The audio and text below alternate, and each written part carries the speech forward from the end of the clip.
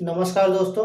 अपने पिछले दो वीडियोस में मैंने इंडियन एविडेंस एक्ट 1872 के सेक्शन 3 इंटरप्रिटेशन क्लास के अंतर्गत code, fact, relevant, facts in issue, document and evidence की डेफिनेशन पर चर्चा की।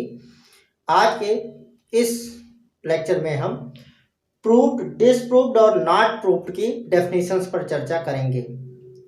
In my previous two lectures, I have discussed about the definition of code, fact, relevant, facts in issue, document and evidence. In my present video, I shall discuss the definition of proved, disproved and not proved under Indian Evidence Act 1872. Let's start this discussion. भारतीय साक्ष्य अधिनियम की धारा 3 के अंतर्गत साबित, साबित नहीं हुआ और नासाबित को परिभाषित किया गया है। साबित हुआ अर्थात प्रूव्ड को परिभाषित करते हुए इंडियन एविडेंस एक्ट 1872 की धारा 3 ये कहती है, a fact is said to be proved when the court after considering the matters before it I believes that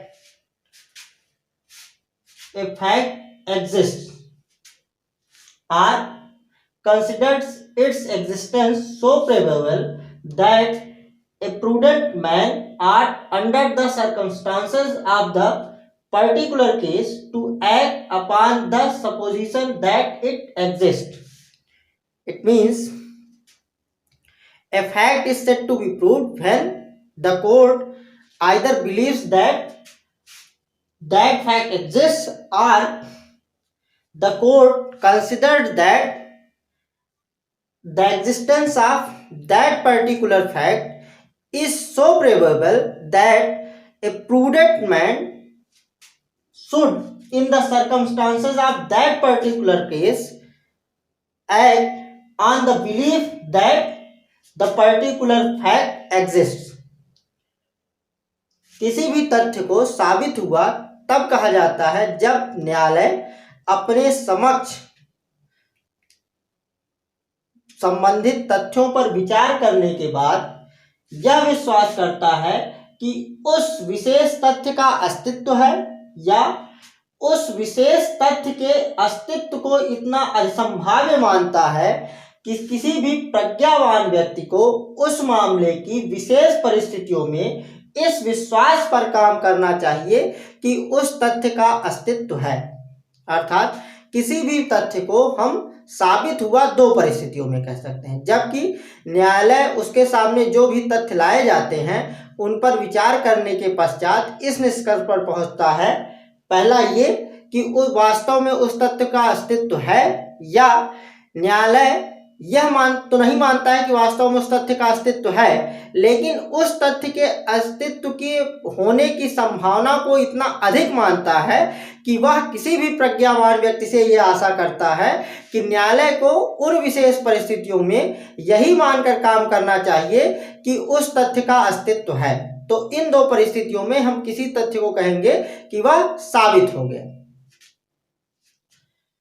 the second term disproved या साबित नहीं हुआ। तो a fact is said to be disproved when after considering the matters before it the court believes that it does not exist।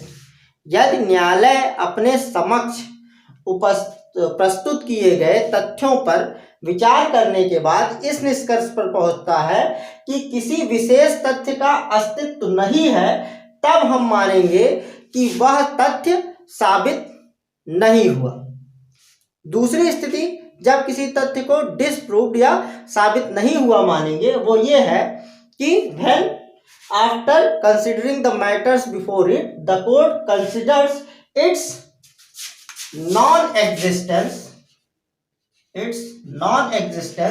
so probable that a prudent man ought under the circumstances of the particular case to act upon the supposition that it does not exist,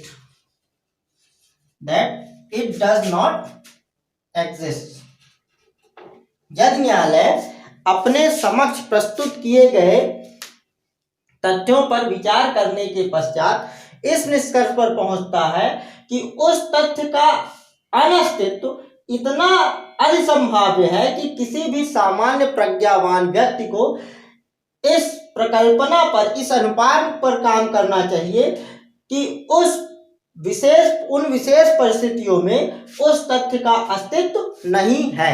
अर्थात किसी भी तथ्य को हम साबित नहीं हुआ दो परिस्थितियों में कह सकते हैं। जबकि न्यायालय अपने समक्ष प्रस्तुत किए गए तथ्यों पर विचार करने के बाद यह निष्कर्ष निकालता है कि उस तथ्य का अस्तित्व नहीं है, अथवा उस तथ्य के अनस्तित्व को, अर्थात उस तथ्य के अस्तित्व में न होने की संभावना को इतना अधिक मानता है कि उस विशेष मामले की परिस्थितियों में किसी भी सामान्य प्रज्ञावान व्यक्ति को यही मानकर चलना चाहिए कि उस तथ्य का अस्तित्व नहीं है।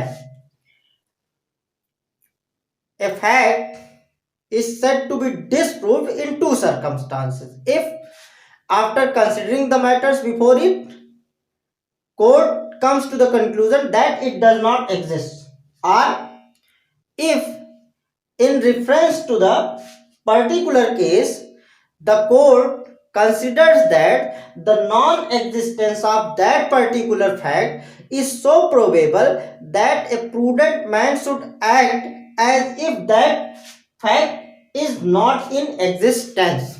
In these two conditions, a fact is said to be disproved. And after that comes the word not proved. Not proved. A fact is said to be not proved when it is neither proved nor disproved. किसी भी तथ्य को साबित नहीं हुआ तब कहते हैं जबकि ना तो वह साबित हो पाया और ना ही वो साबित नहीं हुआ। अर्थात जबकि न्यायालय उस मामले की विशेष परिस्थितियों को ध्यान में रखते हुए ना तो यह निष्कर्ष पर निकाल पाया कि उस तथ्य का अस्तित्व है और ना ही यह निष्कर्ष निकाल पाया कि उस तथ्य का अस्तित्व नहीं है, और ना तो वह यही निष्कर्ष निकाल पाया कि उन परिस्थितियों में किसी व्यक्ति को इस विश्वास पर काम करना चाहिए कि उन तथ्यों का अस्तित्व है, या उन परिस्थितियों में वह यह भी निष्कर्ष नहीं निकाल पाया कि किसी भी व्यक्ति को, किसी भी सामान्य प्रज्ञावान व्यक्ति को इन परिस्थितियों में यह मानकर चलना चाहिए कि उस विशेष तथ्य का अस्तित्व नहीं है। तो यदि न्यायालय किसी तथ्य को ना तो प्रूव्ड मानता है, ना तो साबित हुआ मानता है, और ना ही साबित नहीं हुआ मानता है, तो हम उस तथ्य को नॉट प्रूव्ड कहते हैं। A fact is said to be not proved if the court neither declares it as proved nor declares it as disproved. In that condition, a fact is said to be not proved. जैसे अगर न्यायालय को किसी तथ्य के अस्तित्व के बारे में कुछ निष्कर्ष निकालना है, तो यदि वह मान लेता है कि उस तथ्य का अस्तित्व है तो हम उसको प्रूव्ड कहेंगे या साबित हुआ कहेंगे। यदि वह यह कहता है कि उस तथ्य का अस्तित्व नहीं है तो हम उसको डिसप्रूव्ड कहेंगे। और जब उस तथ्य के अस्तित्व के बारे में न्यायालय ना तो ये कहता है कि इसका अस्तित्व है और ना ही ये कहता है कि इस तथ्य का अस्तित्व नहीं है, तो ऐसी स्थिति में हम उस तथ्य को नॉट प्रूव्ड कहेंगे। अभी के लिए इतना ही। अपने अगले लेक्चर में हम मे प्रिज्यूम, शैल प्रिज्यूम और कंक्लूसिव प्रूफ पर चर्चा करेंगे। तो हमारे नए वीडियोस के नोटिफिकेशन पाने के लिए हमारे चैनल को सब्सक्राइब कीजिए। हमारे द्वारा दी गई जानकारी आपको उपयोगी लगी हो तो इसको लाइक कीजिए और अन्य लोगों के साथ शेयर कीजिए। धन्यवाद।